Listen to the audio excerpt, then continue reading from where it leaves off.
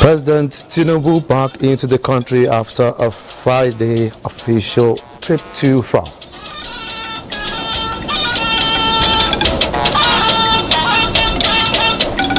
Preparations for a hitch-free Eid al-Kabir celebrations at final stage as pilgrims. All without a single exception, as well as the entire leadership of Nigeria, who does not want a good country. Plus, security summit, experts strategize on reshaping the country's foreign policy. A lack of monitoring, control, and surveillance capabilities amongst the countries bordering Nigeria has equally led to unacceptable levels of transitional crimes in the country. Hello and welcome to the Network News. I am Olajide Bello, and reading with me tonight is Adiola Kamiakere in Lagos. You can follow us live on our website nta.ng/live and other social media handles displayed on your screen. President Bola Tinubu has returned to Nigeria after his official trip to Paris, a private visit to London. State House correspondent Musbah Wahab reports that the president, who returned to the country via Mohammed Murtala International Airport, Lagos, was received with pomp and pride by loyalists at the presidential wing of the airport. Early enough before noon, the information was already known to these loyalists.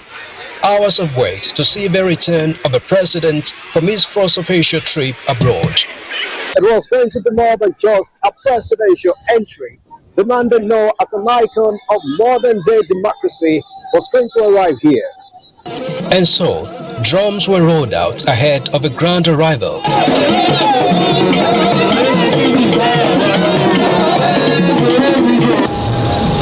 And finally, the most expected arrival was at about 5 o'clock in the evening. Governor Babajide Sanwo-Olu of Lagos, Chief of Staff to the President Femi Gbajabiamila, National Security Advisor Nuhu Ribadu were among the bigwigs extending welcoming hands to the President. A guard of honor for the Commander-in-Chief by a detachment of the Nigerian Armed Forces added color. And then, the man of the people took time to return honor to his people as he departed for Bodilon, Ikoyi, his personal residence. From Lagos, Musbah Wahab, NTA News. President Bola Ahmed Tinubu felicitates with Muslims in Nigeria and all over the world in observance of the Eid al-Kabir. In his words, the president says we must thank Almighty Allah for the grace to witness another Eid, as many are not opportune. He says there is no greater sense of duty ever recorded in history outside the example of Prophet Ibrahim in offering his only son Ismail as sacrifice to Allah.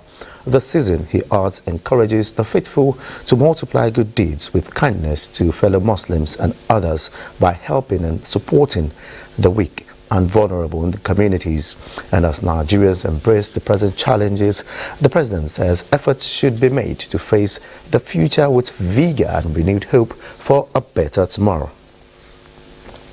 And as Muslim faithful in Nigeria prepare for the celebration of Eid al-Kabir, messages of hope, love, unity and sacrifice have been pouring in from different parts of the country. Elizabeth Omori compiled some of the messages from prominent Nigerians, which include former President Muhammadu Buhari.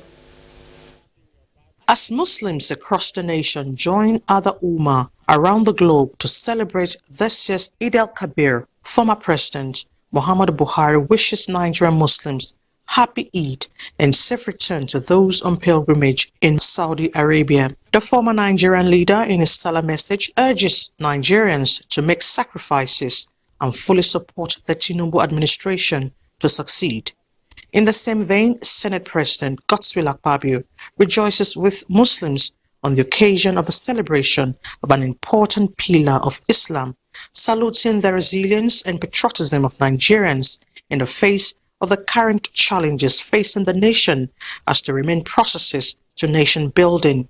Speaker, House of Representatives Tajuddin Abbas also sends warm wishes, enjoining citizens to emulate Prophet Ibrahim's obedience to Allah.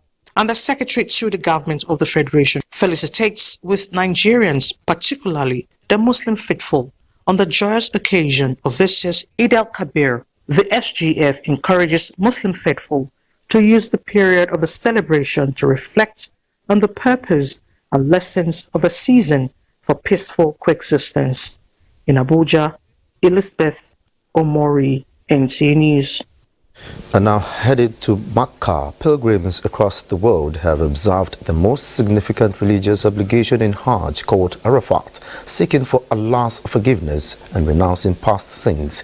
Our correspondent Usman Ali reports that Nigeria pilgrims offer special prayers for Nigeria. In this site, Prophet Muhammad delivered his last sermon 1400 years ago, all in whites, called the dress of Ihram, to stress the importance of equality. Pilgrims from all over the world cross the main road to the plains of Arafat towards the Mount of Mercy. They pledge allegiance to Almighty Allah, asking fervently for His mercy. All Muslims aspire to be here just once in a lifetime, and those who made it, including Nigerians, offer special prayers for themselves, their country, and the new government to overcome present challenges. In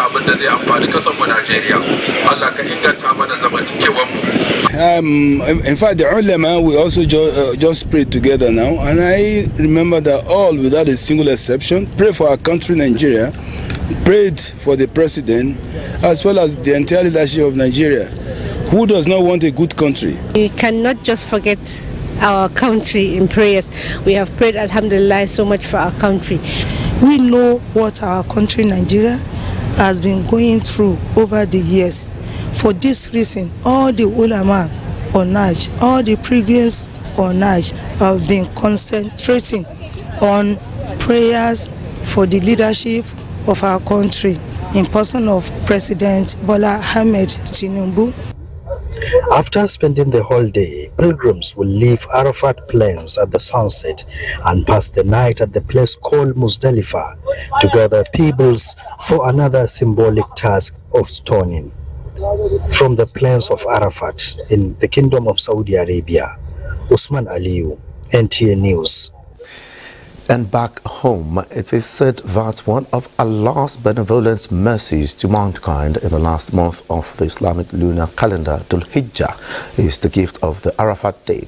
Hakimat Aliyu in this report examines its significance in Islam.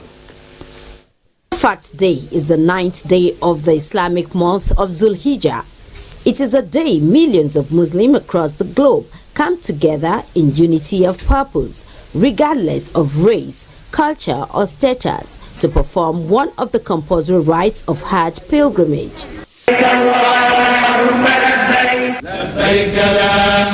During the entire day of Arafat, from dawn to sunset, Muslim pilgrims gather on the plains of Mount Arafat to make supplications in earnest.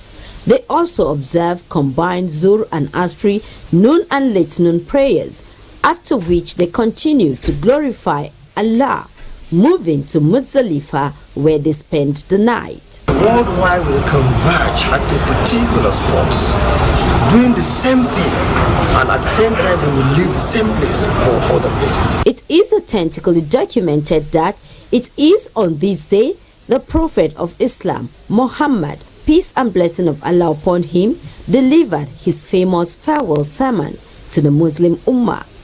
That was the day Allah perfected the religion of Islam and handed over to the Prophet ﷺ. Also, within their own various countries, home countries where they are, they also engage in moral spiritualism, fasting, doing adhkar, istighfar, and all it takes, all trying to move closer to Almighty Allah. Arafat's Day is also of paramount significance, as the gathering of such crowd is a reminder to Muslims of the day of resurrection, when all will be gathered to face the Creator. In Abuja, Hakimat Aliyu, NTA News. Ram sellers in the FCT are counting their profits as buyers continue to rush for the sacrificial animal. Aisha Buhari, who visited another livestock market ahead of Salah, reports of the experience, which she says is different compared to that of last week when she visited the Karo Abattoir Ram market. Sellers, motorists, middlemen and other traders all out for business, with everyone trying to persuade customers, and it is all about marketing your product, and washing the rams to look clean is part of it. Self-instituted tax collectors all trying to make money at these temporarily erected gates. It was a busy day at the livestock market at Apo, from the entrance down to the market situated under the bridge. We have observed the influx of people coming in and buying the ram ahead of the Salah celebration. But most of the buyers are complaining of the hike in the price of the ram this year. The important act of this celebration is animal sacrifice. And last week sellers complained of low turnout of buyers. But the sellers here are telling a different story. Not deliberate or intentional to increase the price of the ram, but the transportation fare and the feed of the animals have contributed to the increase in price. It's better now, no problem. They manage small because people they call no money. Even the rams, yeah, no cost. Look at this big one now, 250, 300. Like now the food that we used to give them, before we used to buy 6,000, now we used to buy 12,000. You see the difference, the increase. And now if somebody come and we give him the price that we used to give him before, and we double the price, he's not going to buy it. He'll definitely run away. The act of animal sacrifice, Islamic scholars say, is in obedience to Allah's commandment, and that is why Muslims thrive hard to obey the command. The whole of this ram you see here, you cannot get ram of 150,000. The minimum ram you can get here is from 170, 200. You have ram of 500 and above. If you have up to 200, 100 plus, or you're holding a phone of 200 and above, it's like mandatory for you to buy a ram to do it. But in Islam, can other animals be slaughtered and accepted aside the ram? Ram is the sunnatic way of it. That's why it's more expensive. The cow, is it possible for people to contribute money? Yes. Cow is enough for 5 people. They contribute and share the meat and do their sacrifice. With the acceptance of camels and cows also for sacrifice, scholars also say people can contribute money and do the sacrifice. But like a respondent has said, if you can own a phone of 200,000 naira, then you should be able to afford the ram for sacrifice. In Abuja, Aisha Buhari, NTA News. The need to further promote peaceful coexistence among residents of Kachia has again been re-echoed as Christians in the area came out en masse to join their Muslim counterparts in clearing of the major Eid praying ground. The report. Kachia is one of the local government areas of Kaduna State faced with religious crisis in recent times. Following interventions by the state government and sensitization by religious leaders of both Islam and Christianity, the adherents of the two religions are beginning to understand their differences and shield the sword of enmity. It is against this backdrop that the followers of the two religions took an oath to assist each other for the progress of their community. 2 days to Eid el-Kabir celebration, Christians came out in their numbers to join Muslims in clearing of the major Eid praying ground in Kachia. We came to assist our Muslim brothers in clearing Eid ground. Let us continue to maintain brotherhood. Bello Umar is the community leader in Kachia.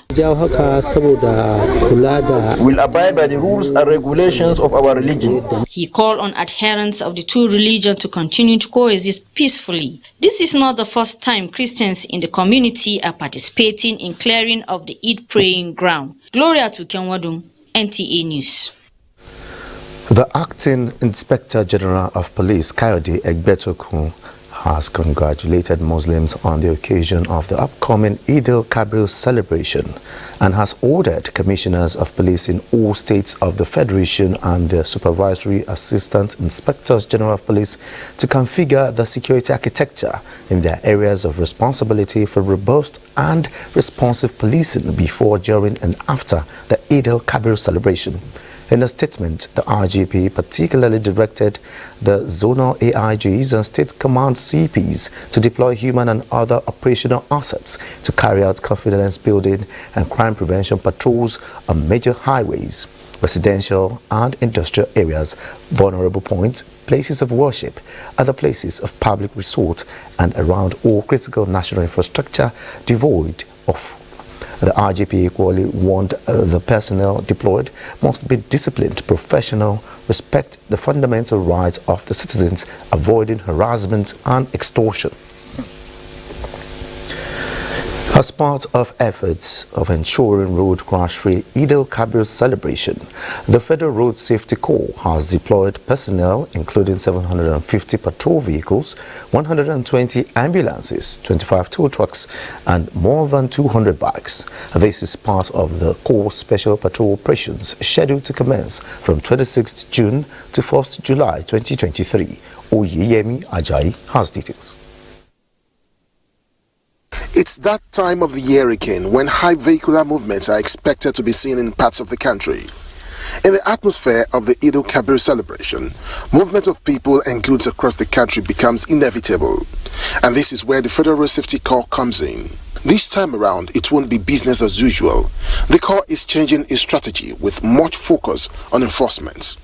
There we are making sure that it's more drastic this time around.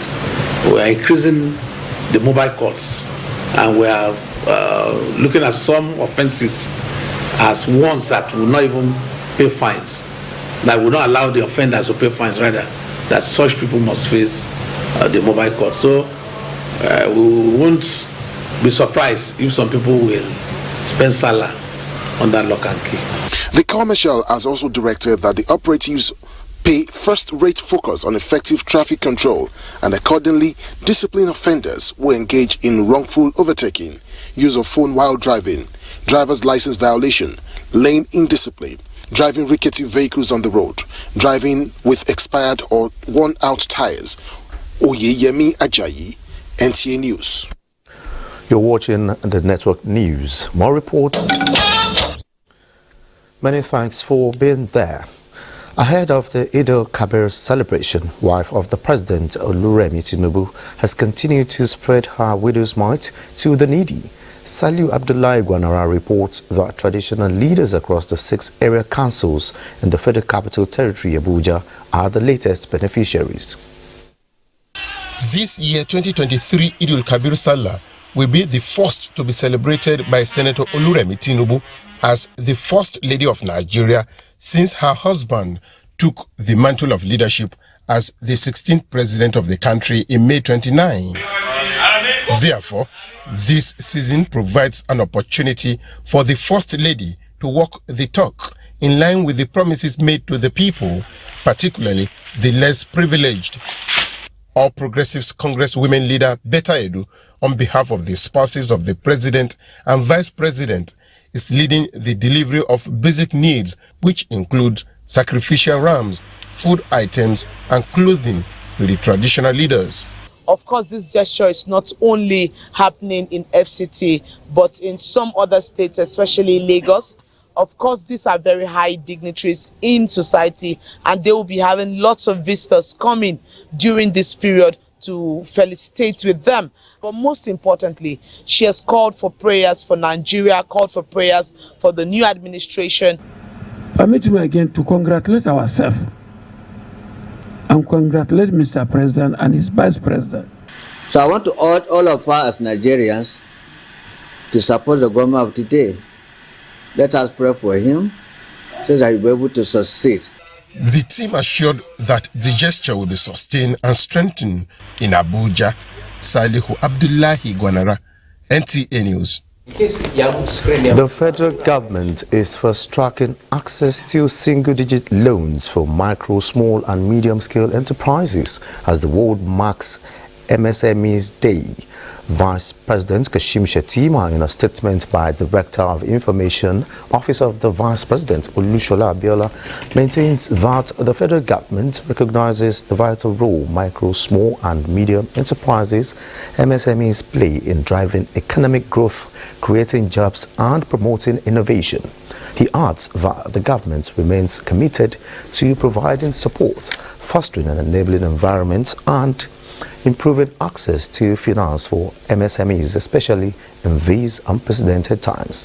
Vice President Shettima is therefore urging all stakeholders to come together to champion the growth and success of MSMEs to achieve sustainable development for all, as the government recognizes the plethora of issues that face MSMEs as a result of subsidy removal.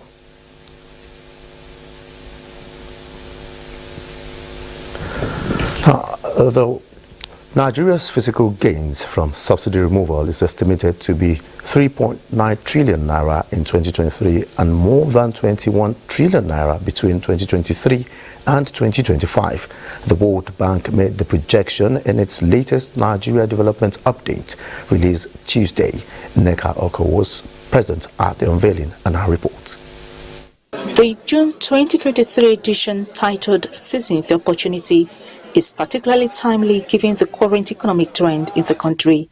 It noted that while the removal of the petrol subsidy and foreign exchange management reforms are crucial measures to begin to rebuild fiscal space and restore macroeconomic stability, they should be accompanied by compensatory actions to mitigate the short-term impact on the poor. There's also a need to restore the confidence of investors. And that's going to be a very challenging task between, restoring the confidence of investors. Already one sees signs of this in capital markets. That aspect of the proposed cash transfer program is being very well taken care of, I assure you. The report is particular on restoring macroeconomic stability by increasing non-oil revenue as well as reducing inflation through a sequenced and coordinated mix of trade, amongst other reforms. These recent reforms are going to have a pronounced positive impact on macro stability and on growth. So we've upgraded GDP growth projections by about 0.5 percentage point for this year, more than a percentage point by 2025. Inflation will increase this year, but then as of next year, we'll see inflation beginning to decrease. The key is unleashing the private sector, giving them the right policies and the right enabling environment to thrive. A fiscal savings of approximately 2 trillion naira in 2023, equivalent to 0.9% of GDP, is expected to be achieved with subsidy out of the way. In Abuja, Neka Uku, NTA News.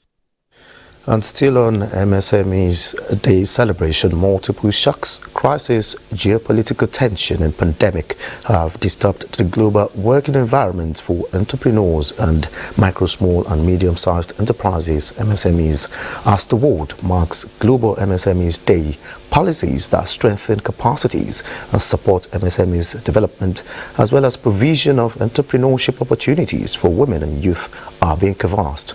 Muplak Dakok reports that Nigeria also has a single-digit funding on the way for MSMEs through the Small and Medium Enterprises Development Agency, SMEDA.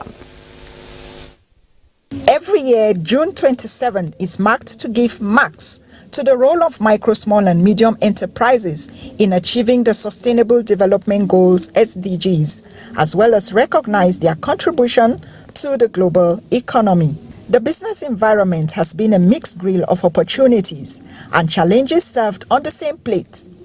Queen Peters is a small business owner who, like many others, is battling with the various challenges faced by budding MSMEs who, based on United Nations data, account for up to 90% of businesses and 60 to 70% of jobs worldwide. First of all, the light issue, it's a very, very big challenge for us. The loan. As the day is being celebrated, young entrepreneurs from across the country have been brought together to showcase their businesses, the products of their personal drive, innovation, and creativity. What we do instead is to excite the imagination ability of young people to be able to perceive opportunities. This year, attention is also focused on governments initiating favorable policies. Government can do more in terms of supporting small-scale businesses by introducing policies, whether it be tax breaks or debt forgiveness. Government is also set to launch a number of initiatives targeted at the growth and development of MSMEs as they contribute 48% to GDP in Nigeria. I know that there is a single-digit interest funding that is on the way, but when you get the funds and you don't have the know-how, it means you won't be able to use the fund well. It is evident that there is a global need for more opportunities for small businesses to thrive. Hence, this year's celebration has the underlying expectation to create more impetus for MSMEs to become better actors in the global business space. In Abuja, Muplang Dakok, NTA News. And over now to Benny Adams for more on the business segment. Benny. Thank you, Olajide, and welcome to business. Still talking business, the World Bank Group says it has approved a loan of $500 million to help Nigeria drive women's empowerment. This became the second loan approved by the World Bank under the new President Bola Ahmed Tinubu. It is to scale up financing for Nigeria for Women's program, which was initially approved on June 27, 2018, with $100 million financing. A statement by the World Bank notes that the scale-up financing will further support the government of Nigeria to invest in improving the livelihoods of women in the country. The Nigerian Women Program Scale-Up will help ensure better economic opportunities for women, which is essential for addressing gender inequality, guaranteeing a better education, health, and nutrition outcomes for families, and building women's and communities' resilience to climate change. And taking a look at the markets at the close of trading today, the exchange, the all-share index crossed 60,000 points on Tuesday with a total of 763.6 million shares and 9,463 deals, corresponding to a market value of 12.5 billion naira were traded.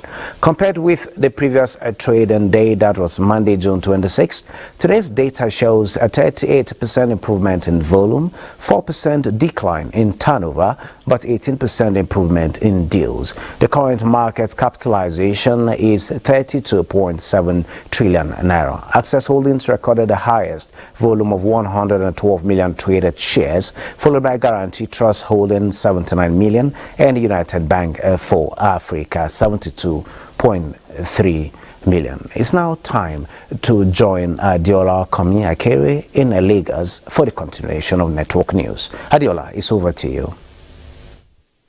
Thank you, Benny. Following the suspension of construction works at Bega and Kara routes of a Lagos-Ibadan expressway, motorists plying the road say the development has brought relief to them as traffic has eased up considerably.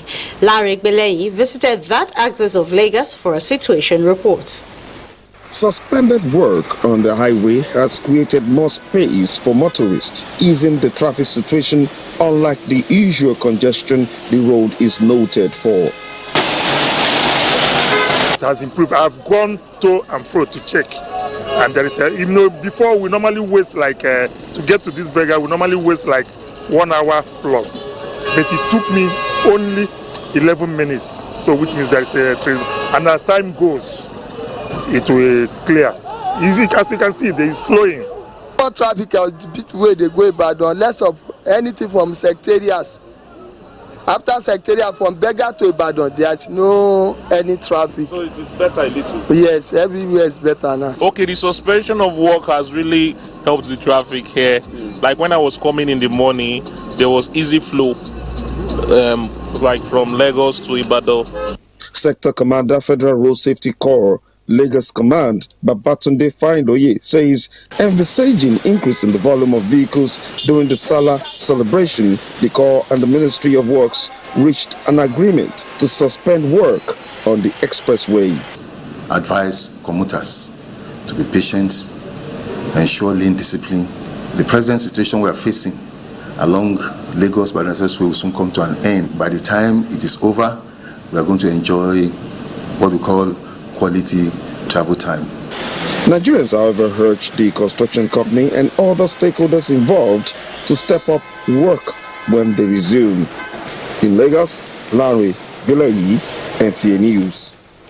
The need to effectively police Lagos State and rid it of all criminal elements boils down to repositioning the security architecture of the police to make it more robust. The Assistant Inspector General of Police Zone 2, Mohammed Ali Ari, while speaking to the officers of a state command, charged them to enforce discipline in line with the acting IGP's agenda.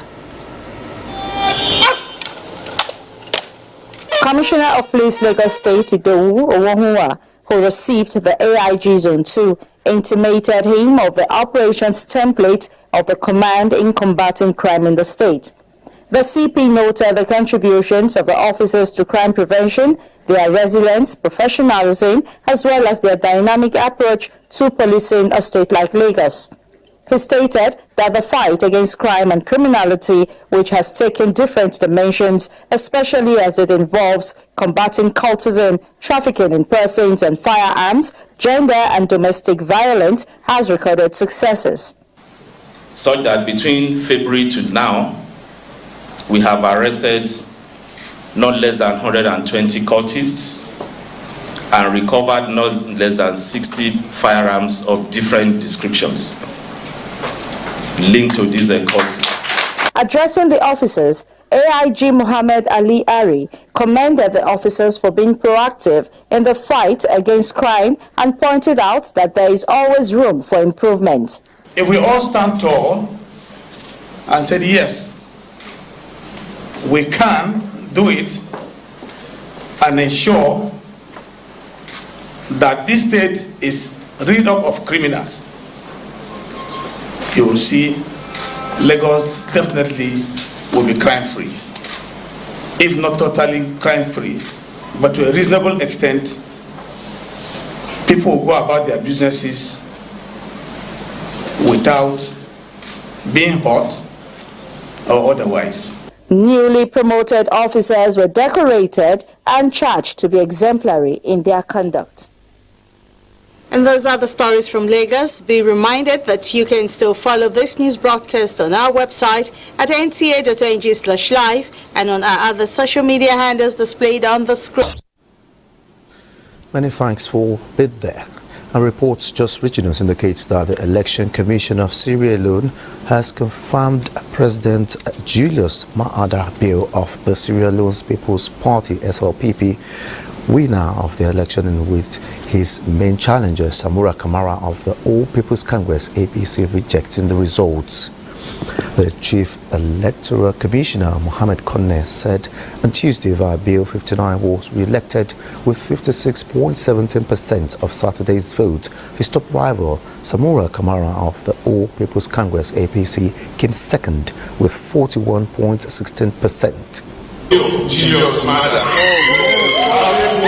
1,566,932 of the valid vote cast, representing 56.17% of the total valid vote cast in the 24th June 2023 presidential election, duly elected President of the Republic.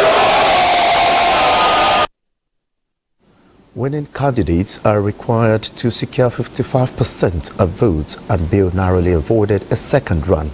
Kamara, 72, said that he rejects the results, saying it is a sad day for Sierra Leone. He said the results are not credible and categorically rejects the outcome so announced by the Electoral Commission.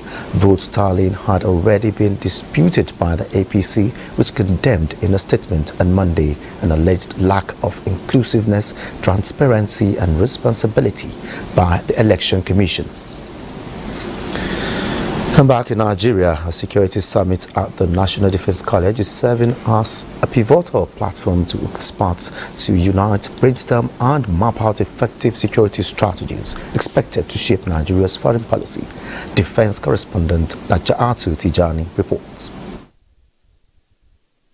Leveraging advanced technologies in security efforts is a recurring theme in this summit, with different sessions dedicated to enhancing security operations.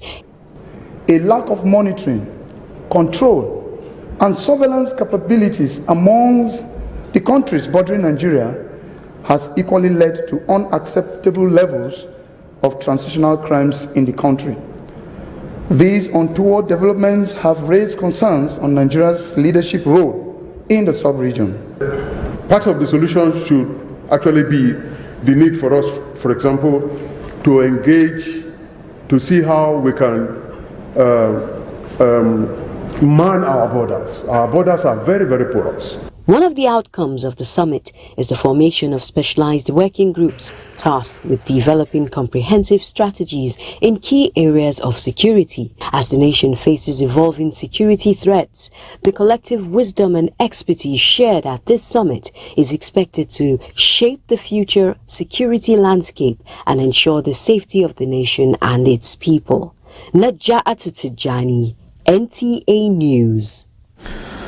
Borno State Government is establishing a zonal office for Department of Monitoring, Evaluation and Special Projects in Bama Town as part of efforts to facilitate the commencement of the next phase of rebuilding efforts.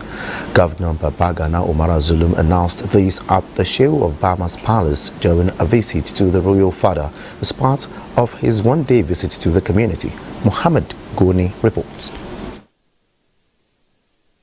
Zonal offices for Department of Monitoring, Evaluation and Special Project under the Governor's Office had been established in Biu and Monguno for southern and northern Borno, with the one in Maiduguri to serve as the state head office, specifically for purposes of speeding up reconstruction of destroyed communities.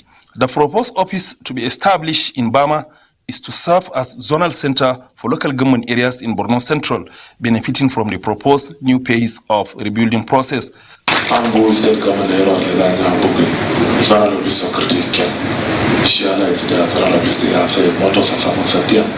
Governor Zulum informed the Shehu of Bama, Umar Ibn Kari Ibrahim El-Kanemi, that the state government intends to commence rebuilding work on residential structures in Bama that were not rebuilt in the previous exercise.